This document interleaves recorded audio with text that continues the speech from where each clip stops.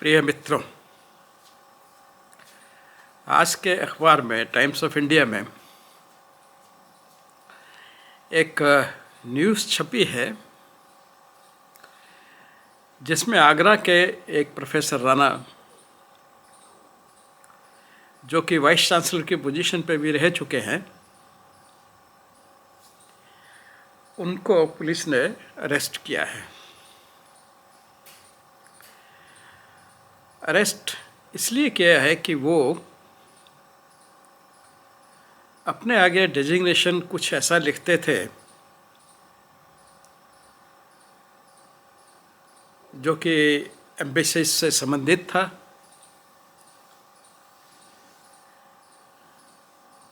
और उस अपने डेजिग्नेशन से वह अपने लिए वीआईपी अरेंजमेंट जो होता है, जिसमें पुलिस वाले आकर के सिक्योरिटी के लिए आते हैं, वैसा बंदोबस्त वो करवाते रहे। यानी कि एक रॉन्ग इन्फॉर्मेशन पे उन्होंने पहले उस कंट्री में जो मिडिल ईस्ट में है वहाँ पे कोई अपॉइंटमेंट के लिए अप्लाई किया था, तो शायद उन्होंने एक टेंटेटिव उनको कोई डिजिग्नेशन भी दिया था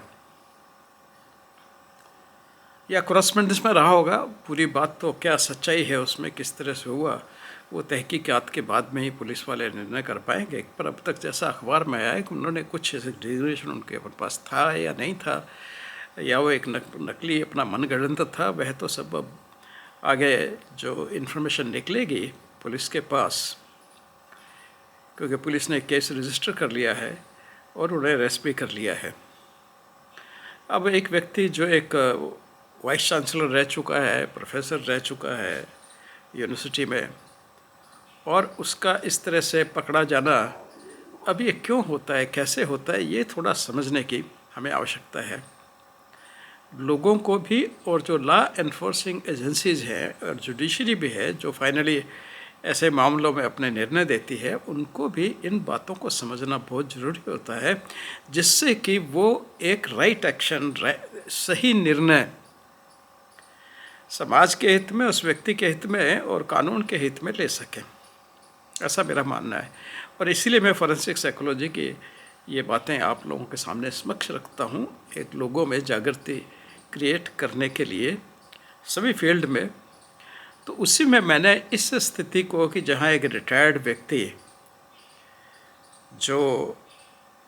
जिसने जो प्रोफेसर रहा है, एक यूनिवर्सिटी में काम किया, वाइस चांसलर तक पहुँचा, और उसके बाद में इस तरह से गलत डिजिग्नेशन करके और वो अपना इस तरह की गतिविधि में लिप्त पाया जाता है और पुलिस अरेस्ट करती है, तो ये सब कैसे और क्यों होता है? क्योंकि ये फॉल फ्रॉम ग्रेस है कि वह व्यक्ति जो कल तक सम्मानीय था, एक अध्यापक था, टीचर था, और आज वो एक कल्प्रिट के रूप में, एक कानून को तोड़ने वाले व्यक्ति के रूप में समाज में पेश किया जा रहा है। तो इसके पीछे की जो साइकोलॉजी है वो एक समझना बहुत ज़रूरी है, जिससे कि लॉ एनफोर्सिंग एजेंट्स और जुडिशरी और पब्लिक भी इसका एक सही व्यू ले सकें, इसको एक अच्छी तरह से समझ के ले सकें। हम कहीं एक विंडिक्टिव एटीट्यूड के कारण अन्याय न कर बैठे किसी के साथ, ये मेरा उद्देश्य है। एनीहाउ, एक्चुअली क्या होता है, रिटायरमेंट के बाद में एक परिस्थिति होती है जिसको हम बोलते हैं पोस्ट रिटायरमेंट ग्रैंडियोसिटी। ये कोई साइकोलॉजी या साइकेट्री में आपको ऐसी कंडीशन नहीं मिलेगी, यह एक जनरल साइकोलॉजी में कंडीशन आती है। ये कोई बीमारी नहीं है, ये कोई किसी तरह का और कोई एबनॉर्मलिटी से कहते हैं हम, साइकोलॉजिकल एबनॉर्मलिटी कहते हैं, वो नहीं, ये एक सिचुएशन है ये एक। तो इसलिए आपको बीमारियों की लिस्ट में इसका नाम नहीं मिलेगा, लेकिन ये कंडीशन होती है जो कुछ लोगों ने ऑब्जर्व की और वो इसको बताते हैं। इसको कहते हैं हम पोस्ट रिटायरमेंट ग्रैंडियोसिटी। ग्रैंडियोसिटी का अर्थ होता है जब व्यक्ति अपने आप को बहुत बड़ा समझता है, जो वो है नहीं, पर वो अपने आप को अत्यधिक बहुत बड़ा समझता है, अपने एक्चुअल होने से अपने आप को उससे ज़्यादा कई गुना महत्वपूर्ण समझता है, उसको हम ग्रैंडियोसिटी कहते हैं। तो ये एक पोस्ट रिटायरमेंट ग्रैंडियोसिटी, क्योंकि रिटायरमेंट तक व्यक्ति एक बहुत ही अपने सफल, जिसने जीवन जिया है, सफल ढंग से अपना व्यवसाय या नौकरी की है, और अब वो एक उम्र आने पर रिटायर हो जाता है, तो उन लोगों में ये स्थिति देखने को मिलती है। अब हम इसको कहते किसको हैं वो थोड़ा समझें। ये हम उसको कहते हैं जो व्यक्ति रिटायर हो गया, अपने पद से निवृत्त हो गया, मान लीजिए वो प्रिंसिपल था या वाइस चांसलर था, लेकिन वो अच्छे स्टेटस में रहा जब तक वो अपनी सर्विसेज में, गवर्नमेंट या प्राइवेट सर्विसेज में था, वो एक बहुत ही अच्छे स्तर पे था, और उससे अब वो रिटायर हो गया। और रिटायर होने के बाद में उसको अब वो उसका पद नहीं रहा, उसकी गरिमा नहीं रही, उसका वो सम्मान नहीं रहा, उसकी सुविधाएं थी वो सब उसको नहीं रही, लेकिन जिनका वो आदी हो चुका होता है, क्योंकि 35-40 साल तक वो उस व्यवसाय में रहता है या गवर्नमेंट सर्विस में रहता है या टीचर रहता है, तो बहुत सी सुविधाएं उनको वो जो मिलती हैं सरकार की तरफ से या समाज की तरफ से, वह अब मिलना बंद हो गई, लेकिन वो अभी तक उनके दिमाग में परसिस्ट करती है। तो उसको हम कहते हैं इन्फ्लेटेड सेंस ऑफ इम्पोर्टेंस, कि उस वक्त तो वास्तव में इम्पोर्टेंट व्यक्ति था वो। कॉलेज में प्रिंसिपल एक ही है, बहुत से उसके पास पावर्स हैं, बहुत सी उसके पास डायरेक्शन देने की, अनुशासन कार्यवाही करने की उसके पास बहुत सी ताकत है, उसमें पावर्स हैं। अब वो सब खत्म हो गई हैं अचानक, लेकिन यहाँ पे उसका एक inflated sense of self importance का वो बना रहता है। अब वो विश्वास नहीं कर पाता कि ये सब मेरी ख़त्म हो गई हैं चीज़ें, रादर वो ये विश्वास करना शुरू कर देता है कि मेरे अंदर कुछ स्पेशल एबिलिटीज़ थी, इसलिए मैं तो प्रिंसिपल बना, बाकी लोग प्रोफेसर थे वो तो नहीं बने, मैं बना, यानी कि मेरे में कुछ एक्सेप्शनल ख़ास बातें थी, और मेरे कुछ लाइफ के ऐसे अचीवमेंट्स थे जिनके कारण मैं उस पद तक पहुंचा। अब यही बात वो रिटायरमेंट के बाद में कैरी करता है। अब ये किन लोगों में ज़्यादा होता है? जो जिनमें नार्सिसिस्टिक ट्रेट्स होते हैं, तो वो नार्सिसिस्टिक ट्रेट उसको अच्छा पद मिले जाने के कारण छुपे रहते हैं, क्योंकि उसको वो चीज़ जो है अपने आप को बड़ा समझने की जो आदत है, और मैं जो कह रहा हूँ सही है, वो सब करने का मौका उस पोजीशन पहुँचने के बाद, प्रिंसिपल बनने के बाद या वाइस चांसलर बनने के बाद में उनको एग्जीक्यूट करने का, उनको एंजॉय करने का उसको मौका मिलता है। तो इसलिए तब तक तो वो उसको महसूस नहीं होती, लेकिन वो ट्रेड तो उसके अंदर है, और रिटायरमेंट के बाद में ये ट्रेड जो है वो बिल्कुल सामने आते हैं, और वो ग्रैंडियोसिटी, एक बहुत बड़ा, जैसे बहुत बड़ा व्यक्ति हो, अब तो वो है नहीं, उस वक्त तो वास्तव में था, पर अब तो कुछ नहीं है, लेकिन वो चीज़ अपने साथ वो कैरी करता है। अब पोस्ट रिटायरमेंट ग्रैंडियोसिटी में क्या क्या देखने को मिलता है? एक तो ये होता है कि भाई उसको अपनी एबिलिटीज़ पे, कि मेरे पास में एक्सेप्शनल एबिलिटीज़ हैं, बहुत ही गहरी मेरे पास में मेरे शिक्षा है, या मेरे पब्लिकेशन है, या मेरा रिसर्च वर्क है, यानी कि एक स्पेशल एबिलिटी मेरे, बहुत अच्छा टीचर हूँ, तो ये सब एबिलिटी जो उसके पास, जिनका रोल अब समाप्त हो चुका है, प्राय समाप्त हो चुका है, वो अपने साथ कैरी करता है। और साथ में उसको सेंस ऑफ एंटाइटलमेंट रहता है। एंटाइटलमेंट मीन्स मुझे तो ये सब करने का अधिकार है, यानी कि उस वक्त तो उसको वास्तव में अधिकार था, लेकिन वही एंटाइटलमेंट अभी वो कैरी करता है, और वो ये समझता है कि मुझे वो सब एंटाइटलमेंट्स हैं, वो सब मेरे पास अधिकार हैं जो समाप्त हो चुके हैं, और इसलिए वो सोचता है कि मेरी सब लोग प्रशंसा करें। उस वक्त तो लोग प्रशंसा करते थे, कोई अपना प्रमोशन लेने के लिए, कोई अपना बाहर जाने के लिए, या जैसी भी सुविधाएं गवर्नमेंट में मिलती है उनको पाने के लिए लोग उनका एक्सेसिव एडमिरेशन करते हैं, जिसको चमचागिरी कहा जाता है। लेकिन अब भी उनमें चला आता है कि मैं तो इसके योग्य हूँ, तो लोग मेरी प्रशंसा करें, लोग आकर के मेरे पास आए और वो मेरे को बड़ा आदमी समझें। फिर होता है कि उनको एक नीड रहती है कि मेरे को अत्यधिक इम्पोर्टेंस मिलनी चाहिए। यहाँ भी उसने क्या किया, वो इम्पोर्टेंस लेने के लिए जब कोई किसी जो उनको कोई गेस्ट बुलाते थे, गेस्ट ऑफ ऑनर या चीफ गेस्ट, तो वो पुलिस को फ़ोन करता था कि देखिए मैं तो ये हूँ, फलां कंट्री का मैं वो हूँ, डिप्लोमेट स्टेटस है मेरा पास, तो आप मेरी स्पेशल सिक्योरिटी करिएगा। तो अब ये क्या है कि उसको बना रहता है मन में कि मेरे को तो एक्सेसिव इम्पोर्टेंस, और अलग से इम्पोर्टेंस पुलिस को या बाकी जितने भी लोग हैं उस वक्त तो देते होंगे नेचुरली। अब कोई बहुत बड़ा आईएएस ऑफिसर था, सेक्रेटरी बन गया या आईपीएस था, तो उस जब सर्विस में था तो उसको सब पुलिस वगैरह सभी उनको प्रोटोकॉल के हिसाब से उनको इम्पोर्टेंस मिलती थी। अब वो सब खत्म हो गया, लेकिन वो ये विश्वास करता है कि मेरा तो इसके लिए एंटाइटलमेंट है, मुझे तो ये सब भी मिलना चाहिए।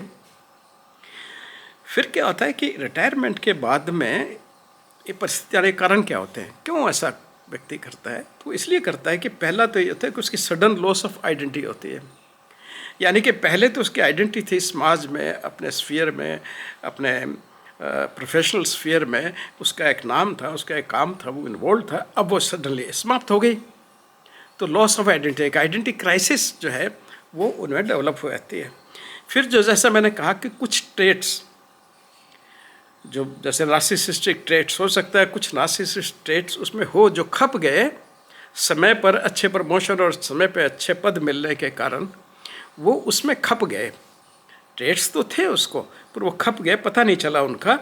और अब जो है, अब तो सब मिलता नहीं, पहले तो उनको वैलिडेशन में मिलता रहा, वैलिडेशन की रिक्वायर होती है, उनको प्रशंसा की आवश्यकता होती है, तो पहले तो वैसे ही मिल रही थी बहुत सारी, तो वो अपने उसमें खप जाते हैं।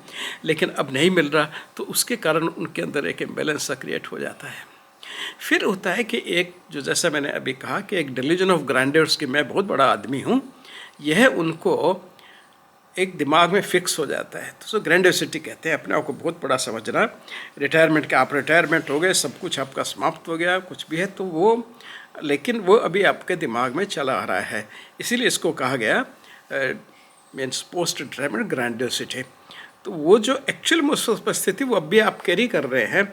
अब इसके कारण कई हो सकते हैं, तो वो हम बाद में डिस्कस करेंगे, लेकिन यह परिस्थिति उनमें आती है।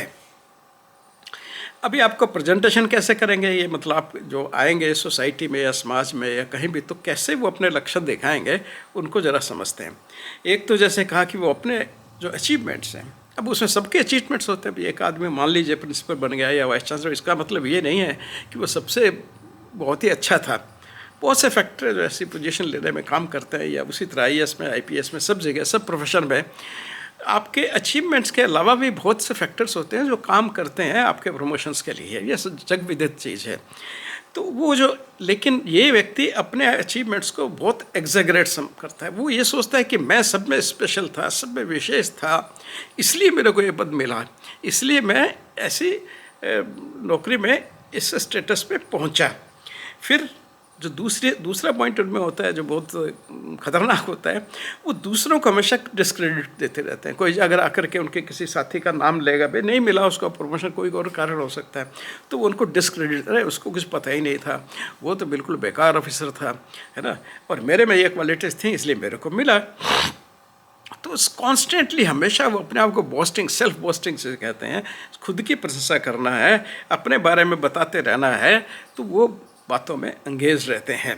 फिर एक उनके अंदर जो एंटाइटलमेंट की, जैसे मैंने पहले कहा कि कायदा कानून तो दूसरों के लिए अप्लीकेबल है, मेरे पे कोई कानून लागू नहीं होता, मैं तो इन चीज़ों के लिए एंटाइटल्ड हूँ, मेरे को तो ये मिलना ही चाहिए क्योंकि मेरा तो इतना अचीवमेंट है। तो ये भाव भी उनमें बहुत गहन डीप रूप में चला जाता है। तो ये रूल्स, साधारण रूल मेरे को नहीं अप्लाई होते, ये एंटाइटलमेंट बोलते हैं इसको, तो वह भी उनका विश्वास हो जाता है। अच्छा, फिर उनको एक बड़ा वहम रहता है कि मैं बहुत इंटेलिजेंट हूँ, दूसरों से बहुत इंटेलिजेंट हूँ और बड़ा इम्पोर्टेंट हूँ, क्योंकि दूसरों में ज़्यादा इंटेलिजेंट हूँ इसलिए मैं इम्पोर्टेंट भी हूँ। तो हर जगह वो इम्पोर्टेंस बनाने की कोशिश करते हैं। और यहाँ भी इन्होंने यही कोशिश की, इम्पोर्टेंस लेने के लिए अपने आप को एक डिप्लोमेट साबित करने की कोशिश की, और उसके लिए डिप्लोमेट को पुलिस की मदद मिलती है, सिक्योरिटी मिलती है और मिलती है, तो वो सब लेने की उन्होंने कोशिश की, जैसा न्यूज़पेपर में आया है। तो इसलिए यह भी उनका जो साइन है वो टिपिकल एक पोस्ट रिटायरमेंट ग्रैंडियर्स की स्टडी है। अब इनका मैनेजमेंट कैसे करना चाहिए, अब पुलिस के पास तो पहुंच गया है, न्याय व्यवस्था के पास तो उस व्यक्ति को पहुंच गया है, तो अब उनका करना क्या चाहिए? देखिए, उनको पनिशमेंट या क्रिमिनल बना के करने से कोई फ़ायदा नहीं होगा। उस आदमी ने आफ्टर ऑल तो अपनी सेवा समाज को दी है, और होकर दे करके 35-40 साल बाद करके अब वो रिटायर हुआ है। तो रिटायर होके ठीक है, हो सकता है उसमें नार्सिसिस्टिक ट्रेट या और किसी और साइकेट्रिक डिसऑर्डर के ट्रेट्स रहे हों, और इस कारण वो व्यक्ति इस तरह से बिहेव कर रहा है। तो यहाँ पे उसको आवश्यकता होती है एक प्रोफेशनल हेल्प की, यानी कि साइकेट्रिस्ट या साइकोलॉजिस्ट की हेल्प की ज़रूरत होती है। बजाय इसके आपसे कानून की धाराएं लगा दें और उसको बेचारों को फिर आप पनिशमेंट दे रहे हो। वो तो ऑलरेडी पनिशमेंट पा रहा है ग्रेजुएसिटी से, तो अब और उसको कोर्ट में और यहाँ पे वो सारा करके वो करने से उसको टॉर्चर करने वाली बात है। तो वस्तुतः उसको इमीडिएटली एक प्रोफेशनल हेल्प चाहिए, एक साइकोलॉजिकल एंड साइकेट्रिक ज़रूरी है इसमें, कि एज रिलेटेड और भी चेंजेस उनके दिमाग में हो सकता है आ रहे हों, और हो सकता है ये भी एक एज रिलेटेड चेंज हो जिसके कारण इस तरह की ग्रैंडियोसिटी उनको हो रही है। तो इसलिए उनको इमीडिएटली पहले तो प्रोफेशनल हेल्प जो है, यानी कि किसी अच्छे साइकेट्रिस्ट और साइकोलॉजिस्ट से चेकअप करवा के, साइकोलॉजिस्ट से भी बहुत ज़रूरी है इसमें, क्योंकि साइकेट्रिस्ट अक्सर वो बीमारी देखते हैं, अगर बीमारी नहीं है तो वो कहेंगे नहीं, पर साइकोलॉजिस्ट जो है वो साइकोथेरेपी वगैरह दे करके, और उनकी अप्रोच थोड़ी सी डिफरेंट होती है साइकेट्रिस्ट से। फिर उनको एनकरेज करना पड़ेगा हेल्थी कॉपिंग मैकेनिज्म, उनको बताना पड़ेगा कि देखो भी आप रिटायर हो चुके हैं, वो ठीक है आपकी उस वक्त थी, अब आपके पास नहीं है, और उनसे अब कैसे कोप करना है उसके लिए कोई प्रोफेशनल हेल्प है साइकोथेरेपिस्ट वगैरह की, तो वो उनको दी जाए। यानी कि उनको इस क्राइसिस को मैनेज करने के लिए प्रोत्साहित करना चाहिए, और उनको सेल्फ जो एक रिफ्लेक्शन है उसके लिए एनकरेज करना चाहिए, सेल्फ एनालिसिस के लिए। और धीरे धीरे उनको इस बात पे, उनके जो नज़दीक के उनके पुत्र हैं या उनके बेटी हैं या उनके और दो नज़दीक के संबंधी पत्नी हैं और हैं, तो उनको थोड़ा रीअश्योर करना पड़ेगा कि वो उनकी मदद करें अपने आप को नॉर्मल उसमें लाने के लिए। अब ग्रैंडियोसिटी में समझे आप क्या होता है। ग्रैंडियोसिटी में क्या है कि व्यक्ति अपने आप को वो समझता है वो जो नहीं है, वो बहुत बड़ा समझता है नहीं, यानी कि रियलिटी से वो अलग चल रहा है, वो अपने आप को बहुत बड़ा इम्पोर्टेंट आदमी समझने लगता है। और यह कंडीशन जो है, ये डिल्यूजन, इसको डिल्यूजन बोलते हैं, डिल्यूजन ऑफ ग्रैंडियोसिटी। और यह जो है मीन्स आपके बहुत सी साइकोलॉजिकल जो डिसऑर्डर्स हैं उनमें होता है। ये MDP में हो सकता है, मैनिक डिप्रेसिव साइकोसिस में हो सकता है, सिजोफ्रेनिक भी हो सकते हैं, है ना। तो ये उन लोगों में अक्सर होता है। तो उन बीमारियों को रूल आउट करने की, कहीं वो उनकी अर्ली स्टेज में तो नहीं है ना, तो वो रूल आउट करने के लिए डिमेंशिया वगैरह जो है, क्योंकि ओल्ड एज में जाके डिमेंशिया वगैरह भी शुरू हो जाता है, तो कहीं डिमेंशिया की तरफ तो नहीं जा रहे हैं, तो वो सब के लिए मेडिकल चेकअप और साइकोलॉजिकल साइकेट्रिक चेकअप की नेसेसरी होती है। इन कहने का मतलब ये है कि इस डिसऑर्डर से जो व्यक्ति सफ़र कर रहे हैं उनको आपकी सिंपैथी और आपके सपोर्ट की आवश्यकता है। उनको किसी तरह के पनिशमेंट की या धाराएँ लगाने से कोई मतलब नहीं निकलने वाला है, क्योंकि उनकी मानसिक स्थिति वैसी है। तो यानी कि आपको उनकी मानसिक स्थिति को मैनेज करने का है, ये नहीं कि आप उसको और पनिशमेंट में डाल दें तो उसकी मानसिक स्थिति और ख़राब होगी। तो एक्चुअली वो एक हेल्प की पुकार है, उसको हेल्प देनी चाहिए, बजाय इसके कि हम उनको पनिशमेंट दें। पनिशमेंट देना मेरे हिसाब से वो एक बेवकूफ़ी होगी, बिकॉज ये सारा जो उनका हो रहा है इस उम्र में आकर के, तो वो सारा उनकी मानसिक परिस्थिति के कारण हो रहा है, जिससे वो कोप नहीं कर सक रहे हैं। तो उसको हमें कोप करना सिखाना होगा, और उसके लिए आपको प्रोफेशनल्स के हेल्प लेनी पड़ेगी, फैमिली की हेल्प लेनी पड़ेगी, और आपको भी अपने जो सिंपैथी एक्सटेंड करनी पड़ेगी। बजाय अगर आप उसमें जेल में रखेंगे या अपने कस्टडी में रखेंगे तो यह उसकी स्थिति को वर्सन ही करेगा, मतलब वो और ज़्यादा उसकी स्थिति खराब ही होगी, उससे कोई फ़ायदा नहीं होने वाला है। तो ये था पोस्ट रिटायरमेंट ग्रैंडियोसिटी के बारे में, जो स्थिति कभी कभार देखने को मिलती है। बहुत से रिटायरमेंट व्यक्तियों के साथ में इस तरह की समस्याएं आती हैं कि उनके लिए जो बाद का समय जो होता है कुछ समय के लिए तो डिफ़िकल्ट रहता है, बहुत डिफ़िकल्ट रहता है, फिर धीरे धीरे वो लोग अपने एनवायरनमेंट से एडजस्ट होकर के एक नॉर्मल लाइफ में चले ही जाते हैं सभी लोग। अब इसके उपाय जो है बहुत सारे हैं कि भाई उनको अपने कुछ रिलीजियस एक्टिविटीज़, कुछ अपने NGOs के साथ में एक्टिवेट होना चाहिए, अपने जो कुछ साथियों का ग्रुप बनाना चाहिए, अपने सेम इंटरेस्ट के लोगों के साथ में उनसे इंटरेक्शन करें, और अपनी जितनी भी योग्यता है जो आपने एक्सपीरियंस से कमाया है उससे समाज की सेवा में रत होकर के समाज के उत्थान में लगिए। अपने बच्चे ग्रैंड चिल्ड्रन होंगे उनकी तरफ ध्यान दीजिएगा, क्योंकि वो ड्यूटीज़ भी आपके हैं जिसका शायद आपको नौकरी रहते मौका नहीं मिला होगा। अब आपको मौका मिला है, आप उनके साथ अपनी ममता को, अपने प्यार को आप उनके साथ में उनके पूरक बनिएगा और उनको सपोर्ट करें।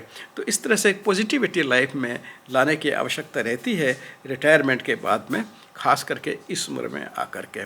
जो कुछ लोग लंबे समय तक रिटायरमेंट के बाद भी सर्विसेज में रह जाते हैं या प्राइवेट सर्विसेज में, और अपना वहाँ पे फिर वही उसी तरह की इम्पोर्टेंस या उससे ज़्यादा इम्पोर्टेंस लेना शुरू कर देते हैं, उनके लिए थोड़ी ज़्यादा दिक्कत होती है। लेकिन हम सबको फाइनली अपने जो रियलिस्टिक समाज की स्थिति जो है उसी में रहना होता है। हम उसी के हिस्से हैं, उसी के भाग हैं, उसी के लिए हैं। उस बात को समझना ज़रूरी होता है। एक बार आप वो बात समझ जाते हैं तो फिर इस परिस्थिति की इंटेंसिटी जो है बहुत कम हो जाती है, ना के बराबर हो जाती है, और आप समाज के लिए और प्रोडक्टिव हो जाते हैं लोगों की मदद करने के लिए, क्योंकि आपके पास एक एक्सपीरियंस का अंबार है।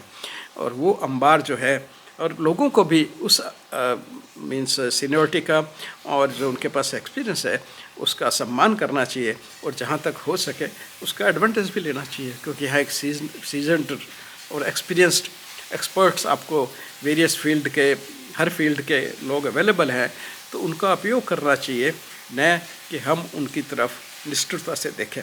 धन्यवाद।